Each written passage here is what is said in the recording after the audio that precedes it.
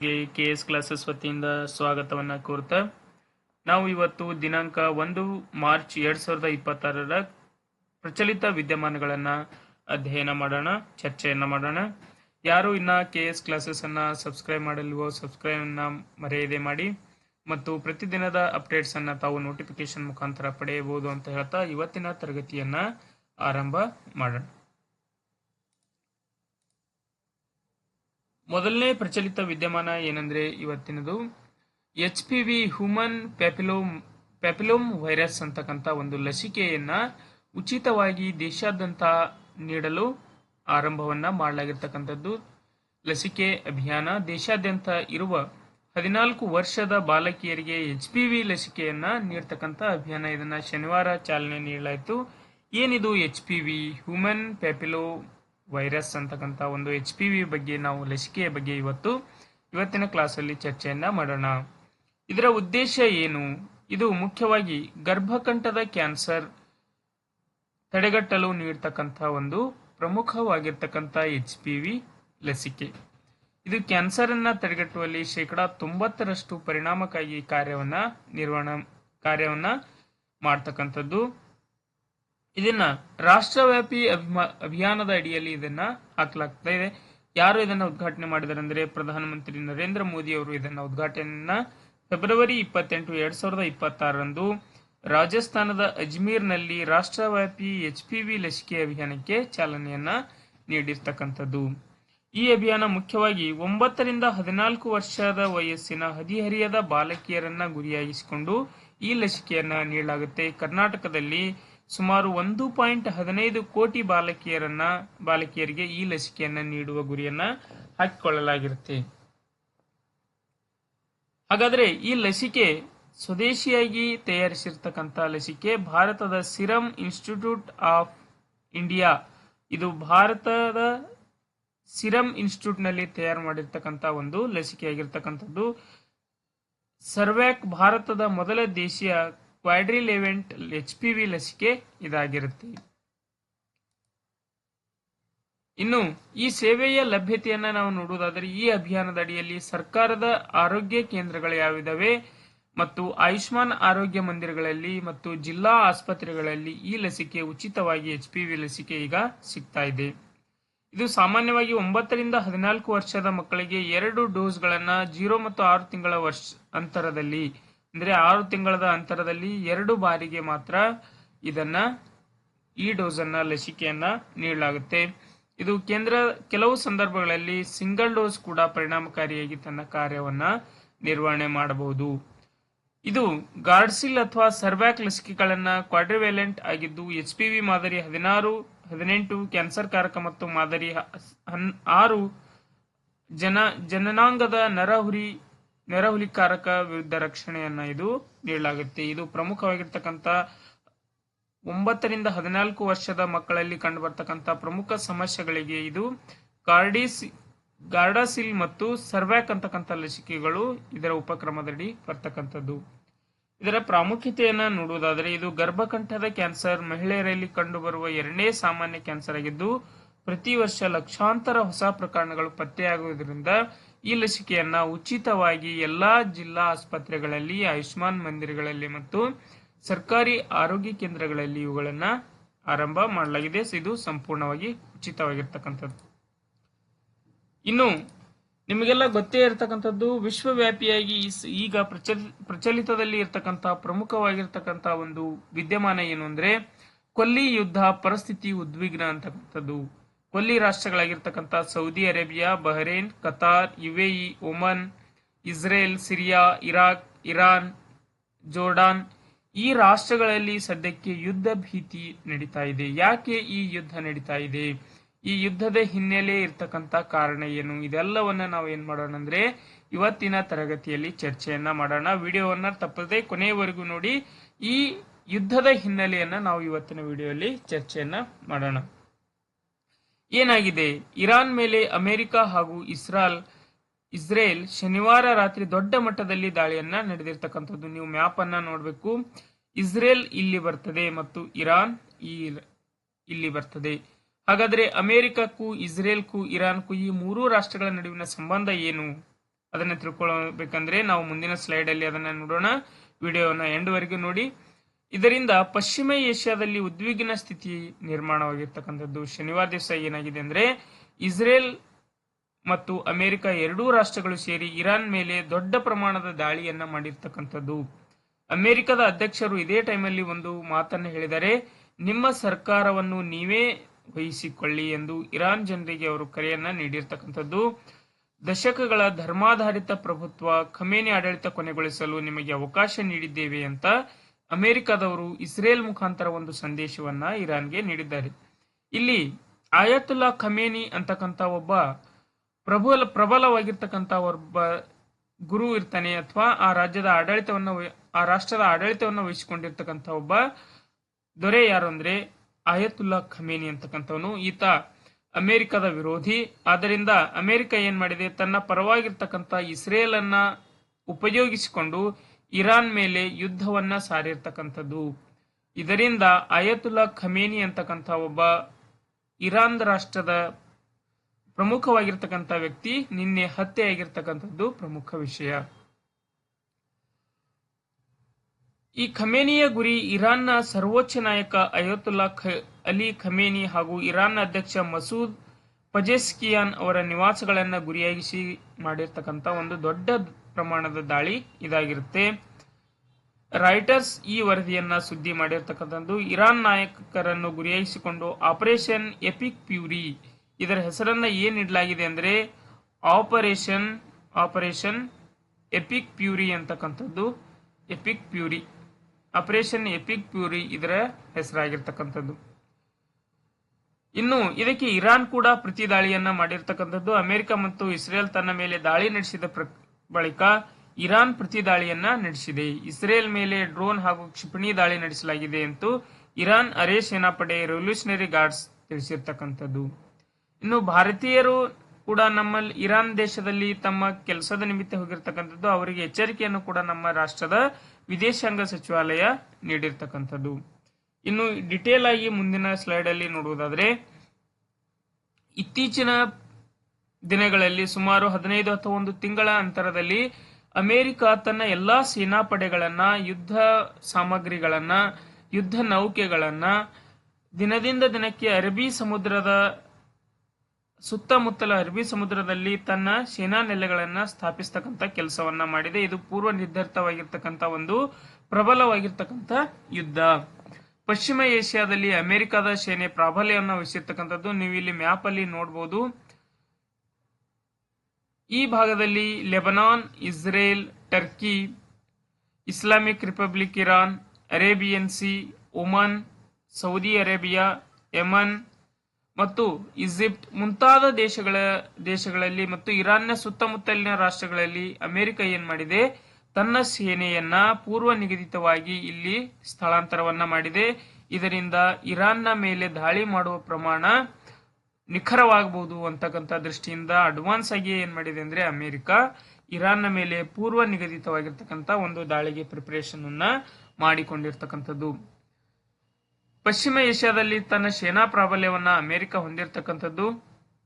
America ಪಶ್ಚಿಮ ಏಷ್ಯಾದಲ್ಲಿ 12ಕ್ಕೂ ಹೆಚ್ಚು ಯುದ್ಧ ನೌಕೆಗಳನ್ನ ಹೊಂದಿರತಕ್ಕಂಥದ್ದು. ಅರಬ್ಬಿ ಸಮುದ್ರದಲ್ಲಿ ಯುದ್ಧ ನೌಕೆ USS ಅಬ್ರಾಹಿಂ ಲಿಂಕನ್ ನ ನಿಯೋಜನೆಗೊಂಡಿದೆ. ಅಬ್ರಾಹಿಂ ಲಿಂಕನ್ ಅಂತಕ್ಕಂಥ ಒಂದು ಯುದ್ಧ ನೌಕೆಯನ್ನ ಆಲ್ರೆಡಿ ಏನ್ ಮಾಡಿದೆ ಅಂದ್ರೆ ಅರಬ್ಬಿ ಸಮುದ್ರದಲ್ಲಿ ಸ್ಥಾಪನೆಯನ್ನ ಅಮೆರಿಕ ಮಾಡಿರ್ತಕ್ಕಂಥದ್ದು. ಇನ್ನು F-22 ರಾಫ್ಟರ್ ಮತ್ತು ರಹಸ್ಯವಾಗಿ ಕಾರ್ಯಾಚರಣೆ ನಡೆಸುವ F-35, F-15, F-16 ಮತ್ತು KC-135 ಇಂಧನ ಮರುಪೂರ್ಣ ವಿಮಾನ ಸೇರಿದಂತೆ 12ಕ್ಕೂ ಹೆಚ್ಚು ಯುದ್ಧ ವಿಮಾನಗಳನ್ನ ಪಶ್ಚಿಮ ಏಷ್ಯಾದಲ್ಲಿ ಅಮೆರಿಕ ಏನ್ ಮಾಡಿದೆ, ನಿಯೋಜನೆಯನ್ನ ಮಾಡಿರ್ತಕ್ಕಂಥದ್ದು. ಹಾಗಾದ್ರೆ ಫೆಬ್ರವರಿ 28ರಂದು ಅಮೆರಿಕ ಮತ್ತು ಇಸ್ರೇಲ್ ಜಂಟಿಯಾಗಿ ಇರಾನ್ನ ಮೇಲೆ ಬೃಹತ್ ದಾಳಿಯನ್ನ ನಡೆಸಿರ್ತಕ್ಕಂಥದ್ದು. ಇದಕ್ಕೆ ಹೆಸರನ್ನು ಏನಿಟ್ಟಿದೆ ಅಂದ್ರೆ ಆಪರೇಷನ್ ಎಪಿಕ್ ಪ್ಯೂರಿ ಅಂತಕ್ಕಂಥ ಹೆಸರನ್ನ ಇಟ್ಟಿರ್ತಕ್ಕಂಥದ್ದು. Operation EPIC puree. ಈ ಕಾರ್ಯಾಚರಣೆಯ ಮುಖ್ಯ ಉದ್ದೇಶ ಏನಂದ್ರೆ ಅಮೆರಿಕ ಅಧ್ಯಕ್ಷ ಡೊನಾಲ್ಡ್ ಟ್ರಂಪ್ ಅವರ ಆದೇಶದಂತೆ ಫೆಬ್ರವರಿ 28ರಂದು ದಾಳಿ ನಡೆಸಲಾಯಿತು. ಇದು ಇರಾನ್ನ ಅಣುಶಕ್ತಿ ನಾಶ. ಇರಾನ್ ಏನ್ ಹೇಳ್ತಾ ಇದೆ, ನಮ್ಮ ಕಡೆ ಅಣುಶಕ್ತಿ ಇದೆ, ಅದನ್ನ ನಾವು ತಯಾರು ಮಾಡ್ತಾ ಇದ್ದೀವಿ ಅಂತ ಇರಾನ್ ಹೇಳ್ಕೊಳ್ತಾ ಇದೆ. ಇರಾನ್ ಅಣುಶಕ್ತಿ ಹೊಂದಬಾರದು ಅಂತಕ್ಕಂಥ ಉದ್ದೇಶದಿಂದ ಏನ್ ಮಾಡಿದೆ ಅಂದ್ರೆ ಅಮೆರಿಕ ಇಸ್ರೇಲ್ ಅನ್ನ ಸಹಾಯವನ್ನ ತೆಗೆದುಕೊಂಡು ಇರಾನ್ ಮೇಲೆ ಬಹುದೊಡ್ಡ ಪ್ರಮಾಣದ ದಾಳಿಯನ್ನ ಫೆಬ್ರವರಿ 28ರಂದು ಮಾಡಿರ್ತಕ್ಕಂಥದ್ದು. ಇರಾನ್ ಅಣುಬಾಂಬ್ ತಯಾರಿಸುವುದನ್ನು ತಡೆಯುವುದು ಇದರ ಮೂಲ ಉದ್ದೇಶ ಆಗಿರುತ್ತದೆ.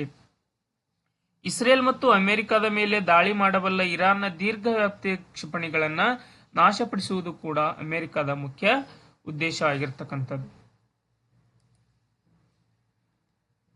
ಇನ್ನು ಅಮೆರಿಕ ಈ ಇರಾನ್ನ ಸುತ್ತಮುತ್ತಲಿನ ಪ್ರದೇಶಗಳಲ್ಲಿ ಹಸ್ತಕ್ಷೇಪ ಮಾಡಲು ಇತ್ತೀಚಿನ ಕೆಲವು ಬೆಳವಣಿಗೆಗಳನ್ನ ನೋಡಿದಾಗ ಪ್ರಮುಖವಾಗಿ 3 ಮುಖ್ಯ ಕಾರಣಗಳನ್ನ ನಾವಿಲ್ಲಿ ಸೂಚಿಸಬಹುದು. ಮೊದಲನೇದಾಗಿ ತೈಲಕ್ಕೆ ಆಯಿಲ್ ಪರ್ಪಸ್ ಅಂತ ಹೇಳ್ಬೋದು. ತೈಲಕ್ಕೆ ಸಂಬಂಧಿಸಿರ್ತಕ್ಕಂಥ ಕಚ್ಚಾ ತೈಲ ಅಥವಾ ಪೆಟ್ರೋಲಿಯಂ ತೈಲಕ್ಕೆ ಸಂಬಂಧಿಸಿರ್ತಕ್ಕಂಥ ಒಂದು ವಿಚಾರವಾಗಿ ಪಶ್ಚಿಮ ಏಷ್ಯಾದಲ್ಲಿ ಪ್ರಪಂಚದ ಅತಿ ದೊಡ್ಡ ಪೆಟ್ರೋಲಿಯಂ ನಿಕ್ಷೇಪ ಇರತಕ್ಕಂಥದ್ದು. ಇದರ ಮೇಲೆ ನಿಯಂತ್ರಣ ಸಾಧಿಸುವ ಉದ್ದೇಶವನ್ನು ಕೂಡ ಅಮೆರಿಕ ಹೊಂದಿರತಕ್ಕಂಥದ್ದು. ಎರಡನೇ ಮುಖ್ಯ ಕಾರಣ ಏನಂದ್ರೆ ಇಸ್ರೇಲ್ ಬೆಂಬಲ. 1948ರಲ್ಲಿ ಇಸ್ರೇಲ್ ದೇಶದ ಹುಟ್ಟಿದಾಗಿನಿಂದ ಅಮೆರಿಕ ಅದರ ಬೆನ್ನಿಗೆ ನಿಂತಿರ್ತಕ್ಕಂಥದ್ದು. ಇಸ್ರೇಲ್ ಈ ಭಾಗದಲ್ಲಿ ಅಮೆರಿಕದ ಅತ್ಯಂತ ನಂಬಿಕಸ್ಥ ಮಿತ್ರ ಯಾವುದಂದ್ರೆ ಇಸ್ರೇಲ್. ಇದನ್ನ ಸಹಾಯವನ್ನ ಪಡೆದುಕೊಂಡು ಏನ್ ಮಾಡಿದೆ ಅಂದ್ರೆ ಅಮೆರಿಕದ ಡೊನಾಲ್ಡ್ ಟ್ರಂಪ್ ಅವರ ಆದೇಶದ ಮೇರೆಗೆ ಅಮೆರಿಕ ಇರಾನ್ನ ಮೇಲೆ ಯುದ್ಧವನ್ನ ಕೈಗೊಂಡಿರ್ತಕ್ಕಂಥದ್ದು. ಇನ್ನು 1979ರಿಂದ ಅಮೆರಿಕ ಮತ್ತು ಇರಾನ್ ಎರಡೂ ರಾಷ್ಟ್ರಗಳ ನಡುವೆ ವೈರತ್ವ ಪ್ರಮಾಣ ಹೆಚ್ಚಾಗಿರ್ತಕ್ಕಂಥದ್ದು. ಈ ಮೊದಲು ಇರಾನ್ ಅಮೆರಿಕದ ಗೆಳೆಯನಾಗಿತ್ತು. ಆದರೆ ಆ ವರ್ಷ 1979ರಲ್ಲಿ ನಡೆದ ಕ್ರಾಂತಿಯ ನಂತರ ಇರಾನ್ ಅಮೆರಿಕವನ್ನು ತನ್ನ ಶತ್ರು ಎಂದು ಘೋಷಿಸಿಕೊಂಡು ಅಂದಿನಿಂದ ಇವತ್ತಿನವರೆಗೂ ಏನ್ ಮಾಡಿದೆ, ಇರಾನ್ ಮತ್ತು ಅಮೆರಿಕದ ನಡುವೆ ಅಂತಾರಾಷ್ಟ್ರೀಯ ಸಂಬಂಧ ಅಷ್ಟೊಂದು ಚೆನ್ನಾಗಿರದೇ ಇರೋದು ಕೂಡ ಇದಕ್ಕೆ ಮುಖ್ಯ ಕಾರಣವಾಗಿರ್ತಕ್ಕಂಥದ್ದು. ಇಲ್ಲಿ ಮುಖ್ಯ ಹೋರಾಟಗಾರ ರಾಷ್ಟ್ರಗಳು ಯಾವಂದ್ರೆ ಒಂದ್ ಕಡೆ ಇಸ್ರೇಲ್ ಇದೆ, ಇದಕ್ಕೆ ಅಮೆರಿಕ ಬೆಂಬಲ ನೀಡ್ತಾ ಇದೆ. ಇನ್ನೊಂದ್ ಕಡೆ ಇರಾನ್ ಇದೆ ಮತ್ತು ಅದರ ಮಿತ್ರ ಗುಂಪುಗಳು ಕೂಡ ಇವೆ. ಉದಾಹರಣೆಗೆ ಹಮಾಸ್, ಹಿಜ್ಬುಲ್ಲಾ ಮತ್ತು ಹೌತಿ ಇವು ಕೆಲವು ಸಂಘಟನೆಗಳ ಸಹಾಯವನ್ನ ಇರಾನ್ ಪಡೆದುಕೊಂಡಿರ್ತಕ್ಕಂಥದ್ದು. ಅಮೆರಿಕ ಏನ್ ಮಾಡಿದೆ ಅಂದ್ರೆ ಇಸ್ರೇಲ್ ಅಮೆರಿಕದ ಸಹಾಯವನ್ನ ಪಡೆದಿರ್ತಕ್ಕಂಥದ್ದು. ಒಂದು ಕಡೆ ಇಸ್ರೇಲ್ ಮತ್ತು ಅಮೆರಿಕ, ಇನ್ನೊಂದು ಕಡೆ ಇರಾನ್ ಮತ್ತು ಅಲ್ಲಿನ ಕೆಲವು ಮಿತ್ರ ಗುಂಪುಗಳಾಗಿರ್ತಕ್ಕಂಥ ಹಮಾಸ್, ಹಿಜ್ಬುಲ್ಲಾ ಮತ್ತು ಹೌತಿಗಳು ಕೂಡಿ ಈ ಯುದ್ಧದಲ್ಲಿ ಬೃಹತ್ ಪ್ರಮಾಣದಲ್ಲಿ ದಾಳಿಯನ್ನ ಮಾಡಿರ್ತಕ್ಕಂಥದ್ದು. ಇನ್ನು ಇರಾನ್ನ ಪರಮೋಚ್ಚ ನಾಯಕ ಅಯತುಲ್ಲಾ ಅಲಿ ಖಮೇನಿ ಅಂತಕ್ಕಂಥ ವ್ಯಕ್ತಿಯನ್ನ ಅವನ ಕಚೇರಿಯ ಮೇಲೆ ದಾಳಿ ಮಾಡಿ ಅವರ ಮೇಲೆ ಆಕ್ರಮಣ ಮಾಡಿ ಅವರನ್ನ ನಿನ್ನೆ ಹತ್ಯೆಗೈದಿರ್ತಕ್ಕಂಥ ಕೆಲಸವನ್ನ ಇಸ್ರೇಲ್ ಮತ್ತು ಅಮೆರಿಕ ಸೇರಿ ಮಾಡಿರ್ತಕ್ಕಂಥದ್ದು. ಇನ್ನು B-2 ಬಾಂಬರ್ ವಿಮಾನಗಳು, ಟೊಮಾಹಾಕ್ ಕ್ಷಿಪಣಿಗಳು, ಆತ್ಮಹತ್ಯಾ ಡ್ರೋನ್ಗಳನ್ನ ಬಳಸಿ ಈ ಕಾರ್ಯಾಚರಣೆಯನ್ನ ಮಾಡಿರ್ತಕ್ಕಂಥದ್ದು. ಆದ್ರೆ ಅಮೆರಿಕ ಹಾಗೂ ಇಸ್ರೇಲ್ ಜಂಟಿಯಾಗಿ ಇರಾನ್ನ ಮೇಲೆ ದಾಳಿ ನಡೆಸಿರುವುದನ್ನು ರಷ್ಯಾ ಏನ್ ಮಾಡಿದೆ ಅಂದ್ರೆ ಖಂಡಿಸಿದೆ. ಇದು ದಾಳಿ ಮಾಡ್ತಕ್ಕಂಥ ಕೆಲಸ ಅಮೆರಿಕದ ಒಳ್ಳೆಯದಲ್ಲ ಅಂತ ಹೇಳಿರ್ತಕ್ಕಂಥ ರಾಷ್ಟ್ರ ಯಾವ್ದಂದ್ರೆ ರಷ್ಯಾ. ಅಂತಾರಾಷ್ಟ್ರೀಯ ಕಾನೂನನ್ನ ಉಲ್ಲಂಘಿಸಿ ಸಾರ್ವಭೌಮ ರಾಷ್ಟ್ರದ ವಿರುದ್ಧ ಅಪ್ರಚೋದಿತ ಆಕ್ರಮಣಶೀಲತೆ ಖಂಡನೀಯವಾಗಿದೆ ಅಂತ ರಷ್ಯಾ ಆಗ್ರಹವನ್ನ ಮಾಡಿರ್ತಕ್ಕಂಥದ್ದು. ಇನ್ನು ಈ ಎಲ್ಲಾ ಇದರ ನಡುವೆ ಬರ್ತಕ್ಕಂಥ ಇನ್ನೊಂದು ಪ್ರಮುಖ ವಿಷಯ ಯಾವುದಂದ್ರೆ ಹೊರ್ಮುಜ್ ಜಲಸಂಧಿ ಅಂತಕ್ಕಂಥ ಒಂದು ವಿಷಯ ಪ್ರಚಲಿತದಲ್ಲಿ ಬರ್ತಕ್ಕಂಥದ್ದು. ಏನಿದು ಹೊರ್ಮುಜ್ ಜಲಸಂಧಿ, ಇದರ ಮೇಲೆ ಏನು ಪರಿಣಾಮ ಬೀರುತ್ತೆ, ಈ ಯುದ್ಧಕ್ಕೂ ಈ ಜಲಸಂಧಿಗೆ ಏನ್ ಕಾರಣ, ನೀವು ಇಲ್ಲಿ ಮ್ಯಾಪ್ ಅನ್ನ ನೋಡಬಹುದು. ಹೊರ್ಮುಜ್ ಅಂತಕ್ಕಂಥ ಒಂದು ಜಲಸಂಧಿ. ಅದು ಜಲಸಂಧಿ ಅಂದ್ರೆ ಎರಡು ಇಕ್ಕಟ್ಟಾದ ಭೂಮಿಯ ಮಧ್ಯದಲ್ಲಿ ನೀರಿನ ಮೇಲೆ ಏನಂದ್ರೆ ಸರಕು ಸಾಗಣೆಗಳನ್ನ ಮಾಡ್ತಕ್ಕಂಥ ಪ್ರದೇಶವನ್ನ ನಾವೇನಂತ ಕರಿತೀವಿ, ಜಲಸಂಧಿ ಅಂತ ಕರಿತೀವಿ. ಇದನ್ನ ಹೊರ್ಮುಜ್ ಅಂತಕ್ಕಂಥ ಪ್ರದೇಶ ಇದು ಒಮನ್ನ ಕತಾರ್, ಒಮನ್, UAE, ಕುವೈತ್ ನ ಮಧ್ಯಭಾಗದಲ್ಲಿ ಸಮೀಪದಲ್ಲಿ ಕಂಡು ಬರ್ತಕ್ಕಂಥ ಒಂದು ಜಲಸಂಧಿ. ಅಮೆರಿಕ ಮತ್ತು ಇಸ್ರೇಲ್ ಜಂಟಿಯಾಗಿ ಇರಾನ್ನ ವಿರುದ್ಧ ಆರಂಭಿಸಿದ ಯುದ್ಧವು ಜಾಗತಿಕ ಮಟ್ಟದಲ್ಲಿ ಮಾರುಕಟ್ಟೆಗಳ ಮೇಲೆ ಭಾರೀ ಪ್ರಮಾಣದ ಪರಿಣಾಮವನ್ನು ಬೀರ್ತವೆ ಅಂತ ತಜ್ಞರು ಹೇಳಿರ್ತಕ್ಕಂಥದ್ದು. ವಾಣಿಜ್ಯ ಉದ್ದೇಶದ ಸರಕು ಸಾಗಣೆಗೆ ಹೊರ್ಮುಜ್ ಜಲಸಂಧಿ ಸುರಕ್ಷಿತವಲ್ಲದ ಪ್ರದೇಶ ಅಂತ ಈಗಾಗಲೇ ಘೋಷಣೆಯನ್ನ ಮಾಡಿರ್ತಕ್ಕಂಥದ್ದು. ಈ ಜಲಸಂಧಿಯ ಮೂಲಕ 2025ರಲ್ಲಿ ಪ್ರತಿದಿನ 1.4 ಕೋಟಿ ಬ್ಯಾರೆಲ್ ಕಚ್ಚಾ ತೈಲ ಸಾಗಣೆ ಆಗ್ತಿತ್ತು. ಇಂದು ಜಾಗತಿಕವಾಗಿ ಸಮುದ್ರ ಮಾರ್ಗವಾಗಿ ಸಾಗಣೆ ಹಾಗೂ ಒಟ್ಟು ಕಚ್ಚಾ ತೈಲದ 33% ಭಾಗ ಇದೇ ಜಲಸಂಧಿಯ ಮೂಲಕ ಸಾಗ್ತಾ ಇತ್ತು. ಈ ಸಂಘರ್ಷ ಅಥವಾ ಈ ಯುದ್ಧದಿಂದ ಈ ಜಲಸಂಧಿಯ ಮೂಲಕ ಸರಕು ಸಾಗಣೆಗೆ ಅಡ್ಡಿ ಉಂಟಾಗುವುದಾಗಿ ಇರಾನ್ ಈ ಹಿಂದೆ ಎಚ್ಚರಿಕೆಯನ್ನು ಕೂಡ ನೀಡಿರ್ತಕ್ಕಂಥದ್ದು. ಹೊರ್ಮುಜ್ ಜಲಸಂಧಿ ಕೊಲ್ಲಿ ರಾಷ್ಟ್ರಗಳನ್ನ ಹಿಂದೂ ಮಹಾಸಾಗರದ ಜೊತೆ ಸಂಪರ್ಕವನ್ನ ಮಾಡ್ತಕ್ಕಂಥ ಪ್ರಮುಖವಾಗಿರ್ತಕ್ಕಂಥ ಒಂದು ಜಲಸಂಧಿ ಹೊರ್ಮುಜ್. ಇದನ್ನ ತಾವು ನೆನ್ಪಿಟ್ಕೊಳ್ಬೇಕು. ಕೇವಲ 50 ಕಿಲೋಮೀಟರ್ನಷ್ಟು ಅಗಲವಾಗಿರ್ತಕ್ಕಂಥ 200 ಅಡಿಯಷ್ಟು ಆಳವನ್ನು ಹೊಂದಿರತಕ್ಕಂಥ ಇದನ್ನು ಮಿಲಿಟರಿ ಬಲ ಬಳಸಿ ಸರಕು ಸಾಗಣೆ ಸಾಧ್ಯವಾಗದಂತೆ ಮಾಡುವ ಒಂದು ಮುನ್ನೆಚ್ಚರಿಕೆಯನ್ನು ಕೂಡ ಇರಾನ್ ಹೊಂದಿರತಕ್ಕಂಥದ್ದು. ಅಮೆರಿಕದ ಎನರ್ಜಿ ಇನ್ಫಾರ್ಮೇಶನ್ ಅಡ್ಮಿನಿಸ್ಟ್ರೇಷನ್ ಸಂಸ್ಥೆ ಪ್ರಕಾರ ಜಾಗತಿಕ ಮಟ್ಟದಲ್ಲಿ 20% ವಹಿವಾಟು ಈ ಜಲಸಂಧಿಯ ಮೂಲಕವೇ ಆಗ್ತದೆ ಅಂತ ಹೇಳಲಾಗಿದೆ. ಇನ್ನು ಈಗಿನ ಸ್ಥಿತಿಯನ್ನ ನೋಡುವುದಾದರೆ ಅಮೆರಿಕ ಮತ್ತು ಇಸ್ರೇಲ್ ಜಂಟಿಯಾಗಿ ಇರಾನ್ನ ಮೇಲೆ ದಾಳಿಯನ್ನು ನಡೆಸಿರ್ತಕ್ಕಂಥದ್ದು. ಇದಕ್ಕೆ ಪ್ರತಿಯಾಗಿ ಇರಾನ್ ಕೂಡ ಹರ್ಮುಜ್ ಜಲಸಂಧಿಯನ್ನು ಅಸುರಕ್ಷಿತ ಅಂತ ಘೋಷಣೆ ಮಾಡಿ ಯಾವುದೇ ರೀತಿಯ ವಾಣಿಜ್ಯ ಚಟುವಟಿಕೆಗಳು ಈ ಭಾಗದಲ್ಲಿ ನಡೆಸಬಾರದು ಅಂತ ಅದು ಘೋಷಣೆಯನ್ನ ಮಾಡಿರ್ತಕ್ಕಂಥದ್ದು. ಹಾಗಾದ್ರೆ ಹರ್ಮುಜ್ ಜಲಸಂಧಿ ಅಂದ್ರೆ ಏನು? ಸ್ಟ್ರೇಟ್ ಆಫ್ ಹರ್ಮುಜ್ ಅಂತ ಕರಿತೀವಿ. ಇದು ಸಮುದ್ರದ ನಡುವಿನ ಒಂದು ಅತ್ಯಂತ ಕಿರಿದಾಗಿರ್ತಕ್ಕಂಥ ಒಂದು ದಾರಿ.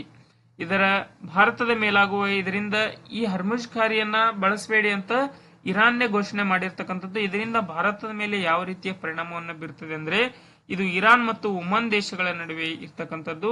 ಜಗತ್ತಿನ ಒಟ್ಟು ತೈಲದ 20-25% ಭಾಗ ಇದೇ ದಾರಿಯ ಮೂಲಕ ಹಡಗುಗಳಲ್ಲಿ ಸಾಗಣೆ ಮಾಡತಕ್ಕಂಥ ಒಂದು ಪ್ರಮುಖ ಪ್ರದೇಶ.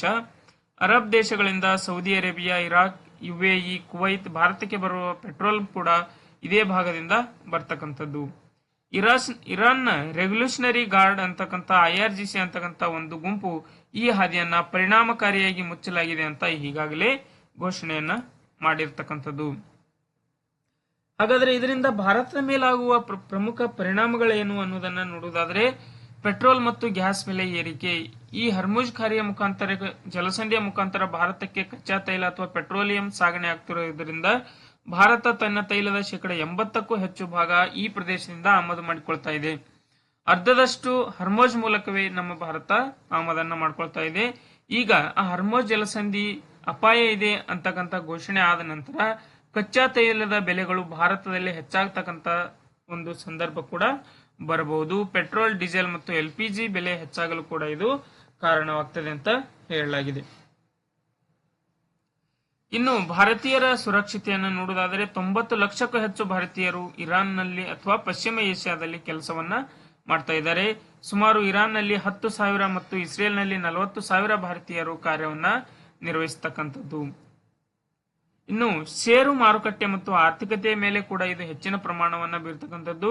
ಭಾರತದ ಷೇರು ಮಾರುಕಟ್ಟೆಯಲ್ಲಿ ಭಾರಿ ಕುಸಿತವನ್ನ ಕಂಡಿರ್ತಕ್ಕಂಥದ್ದು. ಈ ಯುದ್ಧದಿಂದ ಹೂಡಿಕೆದಾರರು ಭಯಭೀತರಾಗಿ ಚಿನ್ನದ ಮೇಲೆ ಹೂಡಿಕೆ ಮಾಡುತ್ತಿರುವುದರಿಂದ ಚಿನ್ನದ ಬೆಲೆ ಕೂಡ ಹೆಚ್ಚಿನ ಪ್ರಮಾಣದಲ್ಲಿ ಏರಿಕೆ ಆಗ್ತಾ ಇರತಕ್ಕಂಥದ್ದು ಕಂಡುಬಂದಿದೆ. ಇನ್ನು ಭಾರತದ ಮುಂದಿರುವ ದಾರಿಗಳನ್ನ ನೋಡಿದರೆ, ಅದಕ್ಕೆ ಸೊಲ್ಯೂಷನ್ಸ್ ಅನ್ನ ನೋಡಿದರೆ, ಭಾರತ ರಷ್ಯಾದಿಂದ ಕೂಡ ಇರಾನ್ನ ಹಾದಿಯನ್ನ ಮುಚ್ಚಿರ್ತಕ್ಕಂಥ ಉದ್ದೇಶದಿಂದ ಭಾರತ ರಷ್ಯಾ ಕಡೆ ತನ್ನ ಗಮನವನ್ನ ಹರಿಸಬಹುದು. ಅರಬ್ ದೇಶಗಳಿಂದ ತೈಲ ಬರುವುದು ಕಷ್ಟವಾದರೆ ರಷ್ಯಾದಿಂದ ಹೆಚ್ಚಿನ ತೈಲವನ್ನು ತರಿಸಿಕೊಳ್ತಕ್ಕಂಥ ಸಾಧ್ಯತೆ ಭಾರತದಿದೆ. ಇನ್ನು ತೈಲ ಸಂಗ್ರಹ. ಭಾರತವು ತುರ್ತು ಪರಿಸ್ಥಿತಿಯಾಗಿ ಸುಮಾರು 10-15 ದಿನಗಳವರೆಗೆ ಆಗುವಷ್ಟು ತೈಲವನ್ನ ನೆಲದಡಿ ಈಗಾಗಲೇ ನಮ್ಮ ಭಾರತ ಸಂಗ್ರಹಿಸಿಟ್ಟಿರ್ತಕ್ಕಂಥದ್ದು. ಇನ್ನು ದುಬೈ, ರಿಯಾದ್ ಮತ್ತು ಟೆಹರಾನ್ನಲ್ಲಿರುವ ಭಾರತೀಯ ರಾಯಭಾರ ಕಚೇರಿಗಳು ಭಾರತೀಯರಿಗಾಗಿ ಪ್ರತಿದಿನವೂ 24x7 ಸಹಾಯವಾಣಿಗಳನ್ನ ಆರಂಭಿಸಿರ್ತಕ್ಕಂಥದ್ದು. ಹರ್ಮುಜ್ ಜಲಸಂಧಿ ಮುಚ್ಚಲ್ಪಡುವುದೆಂದರೆ ಭಾರತದ ಶಕ್ತಿಯ ಮೂಲ ಬಂದ್ ಆದಂತೆ ಅಂತ ಹೇಳಲಾಗಿದೆ. ಇದು ನಮ್ಮ ದೇಶದ ಹಣದುಬ್ಬರ ಹೆಚ್ಚಾಗಲು ಕೂಡ ಇದು ಕಾರಣ ಆಗಬಹುದು. ಇನ್ನು ಕುನೋ ರಾಷ್ಟ್ರೀಯ ಉದ್ಯಾನವನದ ಬಗ್ಗೆ, ಕುನೋ ನ್ಯಾಷನಲ್ ಪಾರ್ಕ್ ಬಗ್ಗೆ ಮತ್ತೊಂದು ಪ್ರಚಲಿತ ವಿದ್ಯಮಾನ ಇರ್ತಕ್ಕಂಥದ್ದು ಏನಂದ್ರೆ, ಕುನೋ ಉದ್ಯಾನವನಕ್ಕೆ ಬಂದ 9 ಚೀತಾಗಳನ್ನ ಈ ರಾಷ್ಟ್ರೀಯ ಉದ್ಯಾನವನದಲ್ಲಿ ತಂದು ಬಿಟ್ಟಿರ್ತಕ್ಕಂಥದ್ದು. ಅವು ಎಲ್ಲಿಂದ ಅಂದ್ರೆ ಆಫ್ರಿಕಾದಿಂದ 9 ಚೀತಾಗಳನ್ನ ಮಧ್ಯಪ್ರದೇಶದ ಕುನೋ ರಾಷ್ಟ್ರೀಯ ಉದ್ಯಾನವನಕ್ಕೆ ಶನಿವಾರ ತಂದು ಬಿಡಲಾಗಿರ್ತಕ್ಕಂಥದ್ದು. ಆಫ್ರಿಕಾದಿಂದ ಭಾರತಕ್ಕೆ ತರಲಾಗಿರ್ತಕ್ಕಂಥ ಚೀತಾಗಳ 3ನೇ ಬ್ಯಾಚ್ ಇದಾಗಿರ್ತಕ್ಕಂಥದ್ದು. ಈ ಸಂಖ್ಯೆ 48ಕ್ಕೆ ಏರಿದೆ. ಈ ರಾಷ್ಟ್ರೀಯ ಉದ್ಯಾನವನದಲ್ಲಿ ಸದ್ಯಕ್ಕೆ ಚಿರತೆಗಳ ಸಂಖ್ಯೆ ಎಷ್ಟಿದೆ ಅಂದ್ರೆ 48 ಇದೆ. ಭಾರತದಲ್ಲಿ 2023ರಿಂದ ಈವರೆಗೆ ಒಟ್ಟು 39 ಚೀತಾ ಮರಿಗಳು ಜನಿಸಿದ್ದು 27 ಮರಿಗಳು ಇದರಲ್ಲಿ ಬದುಕುಳಿದಿವೆ. ಹಾಗಾದ್ರೆ ಈ ಕುನೋ ರಾಷ್ಟ್ರೀಯ ಉದ್ಯಾನವನದ ಭೌಗೋಳಿಕ ಹಿನ್ನೆಲೆಯನ್ನ ನಾವು ನೋಡುವುದಾದ್ರೆ, ಇದು ಮಧ್ಯಪ್ರದೇಶದ ವಾಯುವ್ಯ ಭಾಗದಲ್ಲಿದ್ದ ಶಿಯೋಪುರ್ ಮತ್ತು ಮೊನೇರಾ ಜಿಲ್ಲೆಗಳಲ್ಲಿ ಹರಡಿಕೊಂಡಿರ್ತಕ್ಕಂಥ ಒಂದು ನ್ಯಾಷನಲ್ ಪಾರ್ಕ್. ಇದರ ಒಟ್ಟು ವಿಸ್ತೀರ್ಣ 748 ಚದರ ಕಿಲೋಮೀಟರ್. ನದಿಯ ಮೂಲ ಮಧ್ಯಭಾಗದಲ್ಲಿ ಕುನೋ ನದಿ ಹರಿಯುವುದರಿಂದ ಇದಕ್ಕೆ ಕುನೋ ರಾಷ್ಟ್ರೀಯ ಉದ್ಯಾನವನ ಅಂತ ಹೆಸರು ಕೊಡಲಾಗಿದೆ. ಚಂಬಲ್ ನದಿ ಪ್ರಮುಖ ಉಪನದಿ ಇದಾಗಿರ್ತಕ್ಕಂಥದ್ದು. ಇನ್ನು ಇದನ್ನು ಮೊದಲು 1981ರಲ್ಲಿ ವನ್ಯಜೀವಿ ಅಭಯಾರಣ್ಯವಾಗಿ ಸ್ಥಾಪನೆಯನ್ನ ಮಾಡಿ 2018ರಲ್ಲಿ ಮಧ್ಯಪ್ರದೇಶ ಸರ್ಕಾರ ಇದನ್ನ ರಾಷ್ಟ್ರೀಯ ಉದ್ಯಾನವನ ಅಂತ ಘೋಷಣೆಯನ್ನ ಮಾಡಿದ್ದು 2018ರಲ್ಲಿ. ಇನ್ನು 2026ರ ಪ್ರಚಲಿತ ವಿದ್ಯಮಾನವನ್ನ ಕುನೋ ರಾಷ್ಟ್ರೀಯ ಉದ್ಯಾನವನದ ಕುರಿತು ನೋಡುವುದಾದರೆ, ಬೋಟ್ಸ್ವಾನಾದಿಂದ ಚೀತಾಗಳನ್ನ ಈ ಮಧ್ಯಪ್ರದೇಶದ ಕುನೋ ರಾಷ್ಟ್ರೀಯ ಉದ್ಯಾನವನಕ್ಕೆ 9 ಚಿರತೆಗಳನ್ನ ತಂದು ಬಿಡಲಾಗಿರ್ತಕ್ಕಂಥದ್ದು. ಪ್ರಸ್ತುತ ಭಾರತದಲ್ಲಿರೋ ಒಟ್ಟು ಚೀತಾಗಳ ಸಂಖ್ಯೆ 48ಕ್ಕೆ ಏರಿಕೆಯಾಗಿರ್ತಕ್ಕಂಥದ್ದು. ಹಾಗೆ ಮತ್ತೊಂದು ವಿಶೇಷವಾಗಿರ್ತಕ್ಕಂಥ ಒಂದು ವಿದ್ಯಮಾನ ಏನಂದ್ರೆ, ನೆಡುತೋಪಿನಿಂದ ವನ ವಿಸ್ತರಣೆ, ದಶಕದಲ್ಲಿ ಅರಣ್ಯ ಏರಿಕೆ, ವಿಜಯಪುರದಲ್ಲಿ ಹೆಚ್ಚಿದ ಹಸಿರುವಂತ ಸುದ್ದಿಯಾಗಿದೆ. ಅಂದ್ರೆ ವಿಜಯಪುರದಲ್ಲಿ ಅರಣ್ಯಗಳ ಸಂಖ್ಯೆತ ಹಸಿರಿನ ಪ್ರಮಾಣ ಹೆಚ್ಚಾಗಿರ್ತಕ್ಕಂಥದ್ದು ವಿಜಯಪುರ ಜಿಲ್ಲೆಯಲ್ಲಿ ಅಂತ ಹೇಳಲಾಗಿದೆ. ಇದನ್ನ ವರದಿ ಮಾಡಿರ್ತಕ್ಕಂಥ ಸಂಸ್ಥೆ ಯಾವುದಂದ್ರೆ ಸಾಂಖ್ಯಿಕ ಸಚಿವಾಲಯದ ವರದಿಯ ಪ್ರಕಾರ ರಾಜ್ಯದಲ್ಲಿ 2010 ಮತ್ತು 11ರಲ್ಲಿ 1777 ಚದರ ಕಿಲೋಮೀಟರ್ ದಟ್ಟ ಅರಣ್ಯ ಇತ್ತು. ಆದರೆ 21-22ರ ವೇಳೆಗೆ ಇದರ ಪ್ರಮಾಣ 4537 ಚದರ ಕಿಲೋಮೀಟರ್ಗೆ ಏರಿಕೆಯಾಗಿದೆ ಅಂತ ಹೇಳಲಾಗಿದೆ. ಹಾಗಾದ್ರೆ ಕರ್ನಾಟಕದ ಭೂಪ್ರದೇಶದ ಶೇಕಡ 19.96ರಷ್ಟು ಅರಣ್ಯ ಸದ್ಯಕ್ಕೆ ಇರ್ತಕ್ಕಂಥದ್ದು. ತುಂಬಾ ಇಂಪಾರ್ಟೆಂಟ್, ನೀವು ಇದನ್ನ ನೆನ್ಪಿಟ್ಕೊಳ್ಬೇಕು. ಈ ಸಂಖ್ಯೆಗಳು ಏನಾಗಿದೆ ಅಂದ್ರೆ ಕರ್ನಾಟಕದಲ್ಲಿ ಅರಣ್ಯದ ಪ್ರದೇಶ ಹೆಚ್ಚಾಗಿದೆ ಅಂತ ಈ ಡಾಟಾ ಹೇಳ್ತಾ ಇದೆ.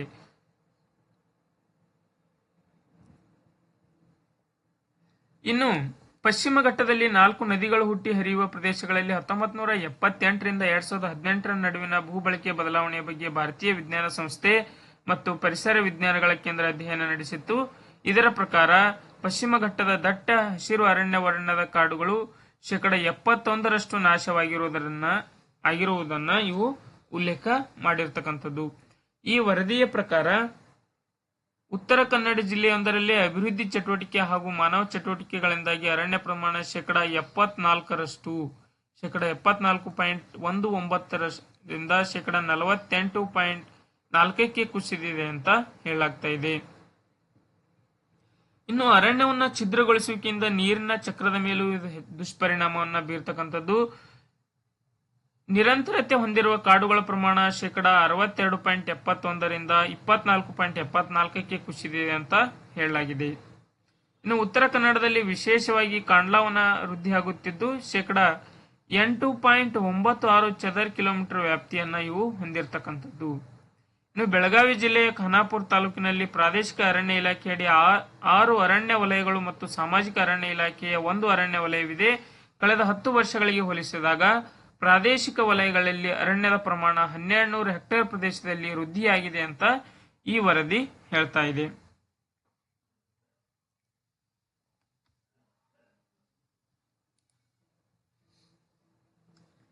ಹಾಗಾದ್ರೆ ಇನ್ನೊಂದು ವಿಶೇಷವಾಗಿರ್ತಕ್ಕಂಥ ಒಂದು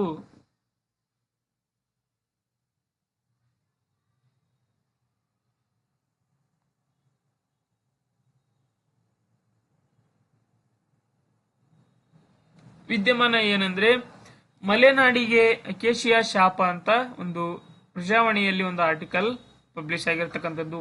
ಅಕೇಶಿಯಾ ಮರಗಳನ್ನ ತಾವಿಲ್ಲಿ ಚಿತ್ರದಲ್ಲಿ ನೋಡಬಹುದು. ಈ ಮರಗಳಿಂದ ಅನುಪಯೋಗವೇ ಜಾಸ್ತಿ ಇದೆ, ಉಪಯೋಗ ಕಡಿಮೆ ಇದೆ ಅಂತ ಹೇಳಲಾಗ್ತಾ ಇದೆ. ಈ ಅರಣ್ಯಗಳಲ್ಲಿ ಈ ನೆಡುತೋಪು ಅಕೇಶಿಯಾದಿಂದ ಕೂಡಿರ್ತಕ್ಕಂಥ ನೆಡುತೋಪುಗಳಲ್ಲಿ ಪ್ರಾಣಿಗಳ ನೆಲೆಯೂ ಸಾಧ್ಯವಿಲ್ಲ. ಅಕೇಶಿಯಾ ಬುಡದಲ್ಲಿ ಬೇರೆ ಗಿಡಗಳು ಕೂಡ ಇಲ್ಲಿ ಹುಲ್ಲು ಸಹಿತ ಹುಟ್ಟುವುದಿಲ್ಲ ಅಂತ ನಮ್ಮ ಅರಣ್ಯ ಇಲಾಖೆ ಹೇಳ್ತಾ ಇದೆ. ಸಂಘಟನೆಯ ಸಂಚಾಲಕ ಆಕ್ರೋಶ ವ್ಯಕ್ತಪಡಿಸ್ತಕ್ಕಂಥದ್ದು. ಈ ಅಕೇಶಿಯಾ ಮರಗಳು ಯಾವುದಕ್ಕೆ ಉಪಯೋಗ ಬರ್ತದೆ ಅಂದ್ರೆ, ಭದ್ರಾವತಿಯ ಮೈಸೂರು ಕಾಗದ ಕಾರ್ಖಾನೆಗೆ ಕಚ್ಚಾ ವಸ್ತುವಾದ ಅಕೇಶಿಯಾ ಬೆಳೆದುಕೊಳ್ಳಲು ರಾಜ್ಯ ಸರ್ಕಾರ ಶೇಕಡಾ 1980ರಲ್ಲಿ 33,000 ಹೆಕ್ಟೇರ್ ಅರಣ್ಯ ಪ್ರದೇಶವನ್ನ 40 ವರ್ಷಗಳ ಅವಧಿಗೆ ಗುತ್ತಿಗೆ ನೀಡಿತ್ತು. ಈ ಅರಣ್ಯ ಪ್ರದೇಶ ಶಿವಮೊಗ್ಗ ಜಿಲ್ಲೆ ಮಾತ್ರವಲ್ಲ, ಅದರ ಒಂದಷ್ಟು ಭಾಗ ದಾವಣಗೆರೆ ಜಿಲ್ಲೆಯಲ್ಲಿ ಕೂಡ ಮಾಡಿರ್ತಕ್ಕಂಥದ್ದು. ಇನ್ನು ವಿಜಯಪುರದಲ್ಲಿ ಹೆಚ್ಚಿನ ಪ್ರಮಾಣದ ಹಸಿರು ಅಥವಾ ಅರಣ್ಯ ಪ್ರಮಾಣದ ಹೆಚ್ಚಾಗಲು ಕಾರಣ ಏನೆಂದರೆ, ವಿಜಯಪುರದಲ್ಲಿ ಪ್ರತಿ ವರ್ಷವೂ ಕೂಡ ಕೋಟಿ ವೃಕ್ಷ ಅಭಿಯಾನ. ಕೋಟಿ ವೃಕ್ಷ ಅಭಿಯಾನವನ್ನು ಹಮ್ಮಿಕೊಳ್ತಕ್ಕಂಥದ್ದು ಈ ಅವಧಿಯಲ್ಲಿ ಸಾಕಷ್ಟು ಪ್ರಮಾಣದ ಗಿಡಗಳನ್ನು ನೆಟ್ಟು ಅವುಗಳನ್ನು ಪೋಷಣೆಯನ್ನ ಮಾಡುವ ಉದ್ದೇಶದಿಂದ ವಿಜಯಪುರ ಪ್ರದೇಶದಲ್ಲಿ ಈಗಾಗಲೇ ಅರಣ್ಯದ ಪ್ರದೇಶದ ಪ್ರಮಾಣ ಹೆಚ್ಚಾಗಿದೆ ಅಂತ ಹೇಳಲಾಗ್ತಾ ಇದೆ. ಇಲ್ಲಿಗೆ ಇವತ್ತಿನ ಪ್ರಚಲಿತ ವಿದ್ಯಮಾನಗಳು ಮುಕ್ತಾಯವಾಗುತ್ತೆ. ಯಾರು KS ಕ್ಲಾಸಸ್ ಇನ್ನ ಸಬ್ಸ್ಕ್ರೈಬ್ ಆಗಿಲ್ಲವೋ ಸಬ್ಸ್ಕ್ರೈಬ್ ಆಗಿ ಮುಂದಿನ ತರಗತಿಗಳನ್ನು ಉಚಿತವಾಗಿ ತಾವು ನೋಡಬಹುದು ಅಂತ ಹೇಳ್ತಾ ಪ್ರತಿದಿನದ ಅಪ್ಡೇಟ್ಸ್ಗಾಗಿ ಕಾಯ್ತಾ ಇರಿ. ಎಲ್ಲರಿಗೂ ಒಳ್ಳೆಯದಾಗಲಿ. ಧನ್ಯವಾದ.